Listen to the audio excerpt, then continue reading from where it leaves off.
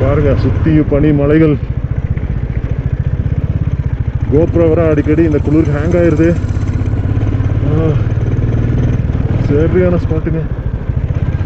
wow,